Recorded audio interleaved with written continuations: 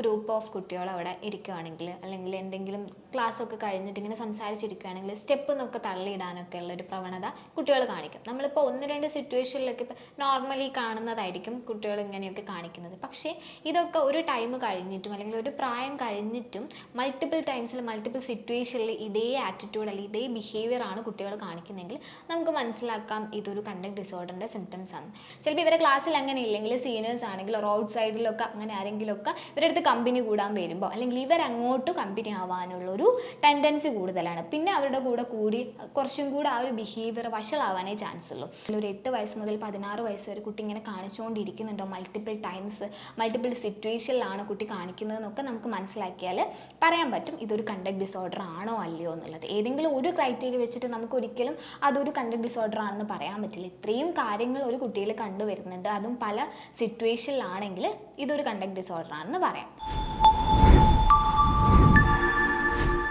Hello, ഞാൻ വിസ്മയ, ഹെയിലിൻ ഹാപ്പിനെസ്സിലെ consultant psychologist ആണ്.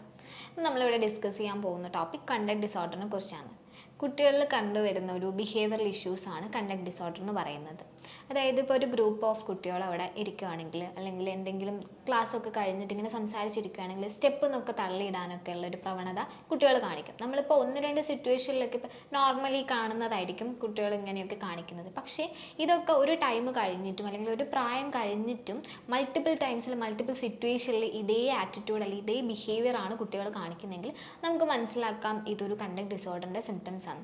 ഏതെങ്കിലും ഒരു ഡയഗ്നോസിസ് വെച്ചിട്ട് അല്ലെങ്കിൽ നമുക്കത് അങ്ങനെ ഒന്നും പറയാൻ പറ്റില്ല. ഞാൻ കുറച്ച് ക്രൈറ്റീരിയാസ് പറയാം, അതെല്ലാം വരുന്നുണ്ടെങ്കിൽ നമുക്ക് മനസ്സിലാക്കാം കുട്ടിക്ക് ഒരു കണ്ടക്ട് ഡിസോർഡർ ആണെന്നുള്ളത്. അതായത് ഇമോഷൻസിനൊന്നും ഒരു വാല്യൂ ഉണ്ടാവില്ല. കുട്ടി ഇപ്പോൾ ബാക്കിയുള്ളവർക്ക് എന്ത് ചിന്തിക്കും അല്ലെങ്കിൽ ബാക്കിയുള്ളവരുടെ ഒരു ഫീലിങ്സിനൊന്നും അത്ര ഇമ്പോർട്ടൻസ് കൊടുക്കില്ല. ഇപ്പോൾ ഒരാളോട് എന്തെങ്കിലും മോശമായിട്ട് സംസാരിക്കുക അല്ലെങ്കിൽ എന്തെങ്കിലും കാര്യം അവരുടെ അടുത്ത് പറഞ്ഞാൽ അത് അവർക്ക് ഹേർട്ട് ചെയ്യുമോ അല്ലെങ്കിൽ അവരെ എത്രത്തോളം അത് ഇമോഷണലി ഡൗൺ ആക്കുന്ന കാര്യമാണെന്നൊന്നും മനസ്സിലാക്കാതെയായിരിക്കും ഇവർ പെരുമാറുക. ഇപ്പോഴും ബാക്കിയുള്ളവരെ പരിഹസിക്കാനും കളിയാക്കാനൊക്കെ ഭയങ്കര ഇഷ്ടമായിരിക്കും. അതിൽ ഭയങ്കര ഒരു ആനന്ദം കണ്ടെത്തുന്നവരായിരിക്കും കണ്ടക്ട് ഡിസോർഡറുള്ള കുട്ടികൾ എന്ന് പറഞ്ഞാൽ. അതുപോലെ തന്നെ നമുക്ക് കണ്ടക്ട് ഡിസോർഡറിലെ കുട്ടികൾക്ക് കണ്ടുവരുന്ന ഒരു വേറെ സിംറ്റം എന്ന് പറയുന്നത് ഇത്തരം കുട്ടികൾക്ക് ഭയങ്കര ദേഷ്യമായിരിക്കും. അതായത് ഭയങ്കര സ്റ്റബേൺനെസ് കാണിക്കും, എല്ലാ കാര്യത്തിനും വാശിയായിരിക്കും. വാശി പിടിച്ച് എന്തും നേടിയെടുക്കാനായിട്ട് അവർ ശ്രമിക്കും. ഇത്തരം വാശി കാണിച്ചാൽ അതെനിക്ക് കിട്ടും എന്നുള്ളൊരു സ്റ്റേജിൽ എത്തുന്ന സമയത്ത് പിന്നെ എല്ലപ്പോഴും ആ ഒരു വാശി കുട്ടികൾ കാണിക്കാനായിട്ട് ശ്രമിക്കും. അതേപോലെ എന്തെങ്കിലും കള്ളത്തരം പറഞ്ഞിട്ടായിരിക്കും ചിലപ്പോൾ ആ സാധനം നേടിയെടുക്കുക. ഇങ്ങനെ കളവ് പറയാനൊന്നും ഇവർക്ക് ഒരു മടി ഉണ്ടാവില്ല. അതിലൊക്കെ ഭയങ്കര ഇഷ്ടമായിരിക്കും കളവ് പറയുക അല്ലെങ്കിൽ വേറൊരാളെ പറ്റിക്കുക എന്നൊക്കെ പറഞ്ഞാൽ ഭയങ്കര ഒരു ഇഷ്ടമായിരിക്കും അവർക്ക്. അതൊക്കെ ബാക്കിയുള്ളൊരു ഇമോഷൻ അത്രത്തോളം ഒരു ഇമ്പോർട്ടൻസ് അല്ലെങ്കിൽ ഞാൻ എന്തെങ്കിലും ചെയ്തത് കൊണ്ട് ബാക്കിയുള്ളവർക്ക് അത് വിഷമാവും, അല്ലെങ്കിൽ എൻ്റെ പാരൻസിന് ഞാൻ ഇങ്ങനെ പെരുമാറിയത് കൊണ്ട് അല്ലെ അവരുടെ അടുത്ത് ഇങ്ങനെ കാണിച്ചുകൊണ്ട് അവർക്കത് വിഷമാവുന്നൊന്നും ഇവർ മനസ്സിലാക്കില്ല. ഇവർക്കെല്ലാം അവരുടേതായ ഒരു രീതിയിലായിരിക്കും പോകുന്നത്. അങ്ങനെ വേറൊരാളുടെ ഇമോഷൻ അങ്ങനെ ഒരു എമ്പതൈസ് ചെയ്യാനും സിമ്പതി അങ്ങനത്തെ കാര്യങ്ങളൊന്നും ഉണ്ടാവില്ല. ഒരാൾക്ക് വേദനിക്കുന്നുണ്ടെങ്കിൽ മുന്നിൽ നിന്ന് നമ്മുടെ അടുത്ത് സങ്കടം പറയുകയാണെങ്കിൽ കരയുകയാണെങ്കിൽ അതിനൊക്കെ നിസ്സാരമായിട്ട് തള്ളിക്കളയാനേ ശ്രമിക്കുള്ളൂ. അത് അത്രത്തോളം ഡീപ്പിലുള്ളൊരു കാര്യമാണെന്നൊന്നും അത് മനസ്സിലാക്കാനൊന്നും ഇവർ ശ്രമിക്കില്ല. ജസ്റ്റ് അത് കേട്ടു അവിടുന്ന് പോകുകയെന്നല്ലാതെ അവർക്ക് വേണ്ടിയിട്ടൊന്നും സംസാരിക്കാൻ അവരുടെ സൈഡിൽ നിന്ന് ചിന്തിക്കാനൊന്നും ശ്രമിക്കില്ല കുട്ടികൾ. ഇപ്പോൾ ഒരു ഫ്രണ്ടാണ് അടുത്ത് വന്ന് കൂടെ പഠിക്കുന്ന ഒരു കുട്ടി എന്തെങ്കിലും കാര്യം പറഞ്ഞാൽ പോലും അത് കേട്ട് അവിടെ ഇടുക എന്നല്ലാതെ അതിൻ്റെ അപ്പുറത്തേക്ക് അവർക്കൊരു സപ്പോർട്ട് കൊടുക്കാനൊന്നും നിൽക്കില്ല. ചിലപ്പോൾ പറഞ്ഞ് പരിഹസിക്കാനോ അല്ലെങ്കിൽ കളിയാക്കാനേ ശ്രമിക്കും. നല്ല രീതിയിലുള്ളൊരു പരിഹാസം ഇവർ ബാക്കിയുള്ളവർക്കൊക്കെ കൊടുക്കും, നല്ലോണം കളിയാക്കാനായിട്ട് ശ്രമിക്കും. അതൊക്കെ ഭയങ്കര ഇഷ്ടമായിരിക്കും. അപ്പം തന്നെ എല്ലാ കാര്യത്തിലും അവർ ഈ ഒരു ആറ്റിറ്റ്യൂഡ് കാണിച്ചുകൊണ്ട് തന്നെ ഇരിക്കും കുട്ടികൾ. പ്രധാനമായിട്ട് നമുക്ക് കണ്ടുവരാം ഇപ്പോൾ ക്ലാസ് റൂമിലൊക്കെ ആണെങ്കിൽ ഇപ്പം അടുത്തിരിക്കുന്ന ഒരു ഫ്രണ്ടിൻ്റെ ബാഗിൽ നിന്ന് എന്തെങ്കിലും കാര്യമൊക്കെ എടുത്ത് ഇയാളുടെ ബാഗിൽ വയ്ക്കും. ഇപ്പോൾ വീട്ടിലെത്തിയ സമയത്ത് ഇപ്പോൾ അമ്മ ചോദിക്കുകയാണെങ്കിൽ പോലും ഇതിപ്പോൾ എൻ്റെ തന്നെയാണെന്ന് പറയാനേ ശ്രമിക്കും. അല്ലെങ്കിൽ ഞാൻ എടുത്തതാണ് അല്ലെങ്കിൽ അറിയാതെ എൻ്റെ ബാഗിൽ ആ കുട്ടി ഇട്ടതാണെന്ന് പോലും പറയില്ല. ചിലപ്പോൾ സത്യം പറഞ്ഞാൽ അവിടെ ഒന്നും സംഭവിക്കുന്നുണ്ടാവില്ല. ഇപ്പോൾ അങ്ങനത്തെ സിറ്റുവേഷൻ ആണെങ്കിൽ പോലും ഇവർ സത്യം പറയാൻ മടിക്കില്ല. പിന്നെ ഇതുപോലെ മോഷണമൊക്കെ നല്ല രീതിയിൽ കാണും. ഇപ്പോൾ വീട്ടിൽ നിന്ന് കത്തിയാണെങ്കിലും അതെടുത്ത് ബാഗിലിട്ട് സ്കൂൾ കൊണ്ടുപോകാനായിട്ട് ശ്രമിക്കും. ഇപ്പോൾ ക്ലാസ് റൂമിൽ കുട്ടികൾ തമ്മിൽ എന്തെങ്കിലും വഴക്കൊക്കെ ഉണ്ടെങ്കിൽ ആ ഒരു ദേഷ്യം തീർക്കാനായിട്ട് ബാഗിൽ കത്തി അല്ലെങ്കിൽ ബ്ലേഡ് അതുപോലെയുള്ള സാധനങ്ങൾ എന്തെങ്കിലും ബാഗിൽ ഒളിപ്പിച്ച് വെച്ച് കൊണ്ടുപോകാനും ശ്രമിക്കും. ഇപ്പോൾ ടീച്ചർ അത് പിടിച്ച് ചോദിച്ചാൽ പോലും സമ്മതിക്കില്ല, ഞാനത് എടുത്തു കൊണ്ടുവന്നതാണ് എന്നൊന്നും സമ്മതിക്കില്ല. അത് അറിയാതെ വന്നത് അല്ലെങ്കിൽ വേറെ ആരോ ബാഗിൽ അത് ഇട്ടത് എന്ന് പറയാൻ ഇവർ തയ്യാറാവുള്ളൂ. അല്ലാതെ സ്വന്തം തെറ്റ് ഏറ്റു പറയാനൊന്നും എത്ര നമ്മൾ നിർബന്ധിച്ചാൽ, എത്ര ഒരു പണിഷ്മെൻറ്റ് അവർക്ക് കൊടുത്താലും അവരതിനത്രത്തോളം വില്ലിങ് ആവണമെന്നില്ല. അത് അവളുടെ ഒരു ബിഹേവിയറൽ ഇഷ്യൂ ആണ്. അത്രത്തോളം അറിയുന്നില്ല ഇത് എൻ്റെ ഒരു കുഴപ്പമാണെന്ന് കുട്ടികൾക്ക് മനസ്സിലാക്കാൻ പറ്റുന്നില്ല. അവരിലുള്ള ഒരു ഡിസോർഡർ ആണ് ആക്ച്വലി ഇത്. നമ്മളിപ്പോൾ ഒരു പരിധി കഴിയുമ്പോൾ അത് മാറും, പ്രായത്തിൻ്റെ ആണെന്ന് പറഞ്ഞിട്ട് ചെറിയ ചെറിയ കാര്യങ്ങളൊക്കെ കാണുമ്പോൾ തള്ളിക്കളയും. പക്ഷേ നമ്മൾ ഒരുപാട് ഇങ്ങനത്തെ കാര്യങ്ങൾ കുട്ടികൾ കാണുന്നുണ്ട്. ഒരു 8 വയസ്സ് മുതൽ അതൊരു 16 വയസ്സ് വരെ കുട്ടികൾക്ക് ഇത്തരം കാര്യങ്ങൾ പല സിറ്റുവേഷനിലും വയസ്സ് കൂടുന്നതിനനുസരിച്ച് അതിൻ്റെ ഇൻറ്റൻസിറ്റിയും കൂടുകയാണെങ്കിൽ നമുക്ക് മനസ്സിലാക്കാം കുട്ടിക്ക് ഒരു കണ്ടക്ട് ഡിസോർഡർ ആണെന്ന്. അത് നമ്മൾ മൈൻഡ് ചെയ്യാതെ അങ്ങനെ വിട്ടാൽ അത് ഭാവിയിൽ ഒരു ആൻറ്റി സോഷ്യൽ പേഴ്സണാലിറ്റി ഡിസോർഡറിലേക്കൊക്കെ ലീഡ് ചെയ്യാനുള്ള ചാൻസ് ഉണ്ട്. കാരണം ഇപ്പോൾ സമൂഹത്തിൽ കണ്ടുവരുന്ന ഒരുപാട് അക്രമങ്ങളാണെങ്കിലും ഈ കുട്ടികൾക്ക് ഉണ്ടാകുന്ന ഈ കണ്ടക്ട് ഡിസോർഡർ നമ്മൾ ആ ഒരു ടൈമിൽ ട്രീറ്റ് ചെയ്യാതെ, അത് വേണ്ട വിധത്തിൽ അതിനൊരു പാരൻസ് ഒന്നും ഒരു കെയർ കൊടുക്കാതെ, സ്കൂളിൽ നിന്നാണെങ്കിൽ ടീച്ചേഴ്സ് പോലും അത് മൈൻഡ് ചെയ്യാതെ ഇടുന്ന സമയത്ത് കുട്ടികളാണെങ്കിൽ ആ ഒരു ഗ്യാങ്, ഇപ്പോൾ പ്രധാനമായിട്ട് ഇവരെന്ന് പറഞ്ഞാൽ അവരുടെ ഒരു ക്യാരക്ടറുള്ള കുട്ടികളായിട്ടായിരിക്കും കൂടുതൽ കമ്പനി ഉണ്ടാവുക. അതായത് ഇപ്പോൾ നല്ല വികൃതിയായിരിക്കും ഇവർക്ക് പൊതുവെ. ഒരു റൂളും അവർ ഫോളോ ചെയ്യില്ല. ഇപ്പോൾ ക്ലാസ്സിൽ ടീച്ചർ ഇപ്പോൾ സംസാരിക്കരുത് എന്ന് പറഞ്ഞാൽ സംസാരിച്ചുകൊണ്ടിരിക്കാനായിരിക്കും കൂടുതൽ ടെൻഡൻസി കാണിക്കുക. അതുപോലെ തന്നെ വീട്ടിലിപ്പം സ്കൂൾ പറഞ്ഞേക്കുന്ന സമയത്താണെങ്കിൽ വെൽ ഡ്രസ്ഡ് ആയിട്ട് പോകാൻ പറഞ്ഞാൽ അത് ചെയ്യില്ല, അതിന് നേരെ എഗെയിൻസ്റ്റ് ആയിട്ടായിരിക്കും ചെയ്യുക.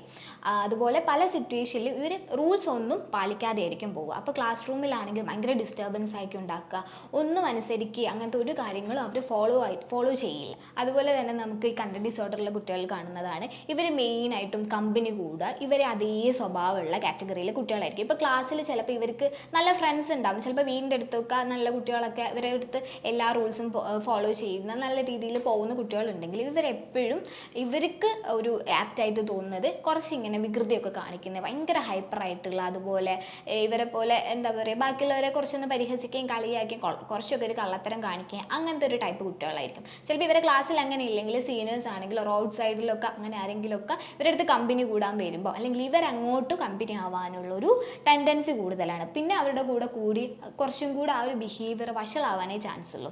അതുകൊണ്ട് തന്നെ ഇവർക്ക് ഒരു ആൻറ്റി സോഷ്യൽ പേഴ്സണാലിറ്റി ഡിസോർഡർ ഒക്കെ ഉണ്ടാവാനുള്ള ചാൻസ് വളരെ കൂടുതലാണ്. കാരണം നമ്മൾ വീട്ടിൽ നിന്ന് ശ്രദ്ധിക്കുന്നില്ല, ക്ലാസ് റൂമിൽ നിന്ന് ശ്രദ്ധിക്കുന്നില്ല, ടീച്ചർ അത്രത്തോളം കെയർ കൊടുക്കുന്നില്ല.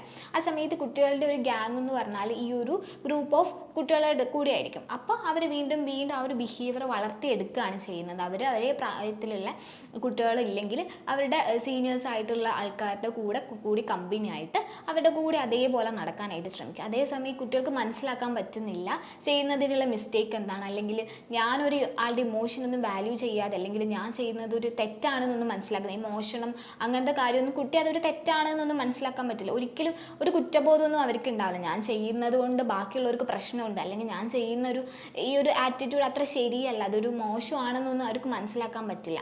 അതായത് പറഞ്ഞു വരുമ്പം എന്താണ്, നമ്മുടെയൊക്കെ ഒരാൾ മുന്നിൽ നിന്ന് കരഞ്ഞാൽ, അല്ലെങ്കിൽ നമ്മുടെ അടുത്ത് ഒരാൾ സങ്കടം പറഞ്ഞാൽ, അത്തരം സാഹചര്യത്തിലൊക്കെ നമുക്ക് കുറച്ച് ഇമോഷൻ, നമുക്ക് ആ ഒരു ഫീൽ കിട്ടും. പക്ഷേ ഇത്തരം കാര്യങ്ങളൊന്നും ഇല്ലാത്ത കുട്ടികളെന്ന് പറഞ്ഞാൽ നമ്മുടെ എല്ലാ കാര്യത്തിലും ഒരു ഡെവലപ്മെൻറ്റൽ ഡിലേ സംഭവിക്കുമ്പോൾ, ഇങ്ങനത്തെ ഈ ഒരു ഇമോഷണൽ ഏരിയയിലൊക്കെ ഡെവലപ്മെൻറ്റൽ ഡിലേ സംഭവിക്കുമ്പോൾ അങ്ങനത്തെ കുട്ടികൾക്ക് കണ്ടക്ട് ഡിസോർഡർ ഉണ്ടാവാനുള്ള ചാൻസ് കൂടുതലാണ്. അതാണ് ഒരു മെയിൻ റീസൺ എന്ന് പറഞ്ഞാൽ അതാണ്. പിന്നെ കുട്ടി വളർന്നു വരുന്നൊരു സാഹചര്യം അതിന് നല്ല രീതിയിൽ എഫക്റ്റ് ചെയ്യുന്നുണ്ട്. പിന്നെ ജെനറ്റിക്കലി അതൊരു റീസണായിട്ട് തന്നെ നമുക്ക് പറയാവുന്നതാണ്. ഇത്രയും കാര്യങ്ങളാണ് ഒരു കണ്ടക്ട് ഡിസോർഡർ ഉണ്ടാവാനുള്ള ഒരു കാരണം എന്ന് പറഞ്ഞാൽ. അതേപോലെ മോഷണം എന്ന് പറഞ്ഞാൽ, മോഷണം ഇപ്പം അടുത്ത വീട്ടിലുള്ള എന്തെങ്കിലും സാധനമാണെങ്കിൽ അത് ഇപ്പോൾ അവിടെ വീട്ടിലോട്ട് ഇടയ്ക്കിടയ്ക്ക് പോകുന്ന സമയത്ത് കുട്ടി അത് എടുക്കാനുള്ളൊരു ടെൻഡൻസി കാണിക്കും. എടുത്തു കഴിഞ്ഞാൽ അത് പറയത്തില്ല, ഒരിക്കലും എത്ര ചോദിച്ചാലും പറയില്ല. ഇപ്പോൾ സ്വന്തം വീട്ടിൽ നിന്നാണെങ്കിൽ പോലും ചെറിയ എന്തെങ്കിലും സാധനം എടുത്താൽ പറഞ്ഞാൽ ഒരു കുഴപ്പവും ഉണ്ടാവില്ല, പക്ഷേ അവർ പറയില്ല, പറയാനായിട്ട് ഒരു ശ്രമം പോലും നടത്തില്ല, എത്ര തന്നെ നിർബന്ധിച്ചാലും അവർ പറയില്ല. അതേപോലെയാണ് പറ്റിക്കുന്നതിൽ ഭയങ്കര ഇഷ്ടമായിരിക്കും. ഇപ്പം അടുത്ത ഒരു വീട് അന്വേഷിച്ച ഒരാൾ വന്നാലും തൊട്ടടുത്താണെങ്കിൽ പോലും പറഞ്ഞു കൊടുക്കാൻ മടിയായിരിക്കും. അതിലൊരു രസം കണ്ടെത്തിയിട്ട് 2 മൈൽ അല്ലെങ്കിൽ 5 മൈൽ അപ്പുറമുള്ള ഏതെങ്കിലും ഒരു വീട് കാണിച്ച് അതാണ് സിമ്പിൾ എന്നൊക്കെ പറഞ്ഞിട്ട് അവരൊരു തെറ്റായ ദിശയിലൂടെ പറഞ്ഞു വിടാനൊക്കെ ശ്രമിക്കും. അങ്ങനെ എല്ലാ രീതിയിലും കുട്ടികൾ ഈ രീതിയിലുള്ളൊരു ബിഹേവിയർ ആറ്റിറ്റ്യൂഡായിരിക്കും കുട്ടി കാണിച്ചുകൊണ്ടിരിക്കുക. അപ്പോൾ നമുക്ക് മനസ്സിലാക്കാവുന്നത് കുട്ടി ഒരു നോർമലായിട്ട് പോകുന്ന കുട്ടിയിൽ നിന്നും എന്തൊക്കെയോ ഒരു പ്രശ്നം കുട്ടിക്കുണ്ട്.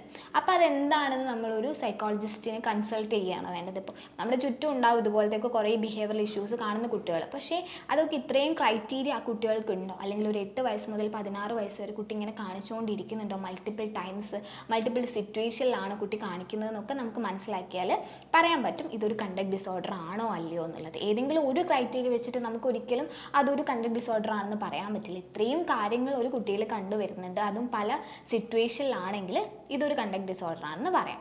ഓക്കെ, ഇതുപോലുള്ളൊരു ഇൻഫോർമേറ്റീവ് വീഡിയോയുമായി നമുക്ക് വീണ്ടും കാണാം. താങ്ക്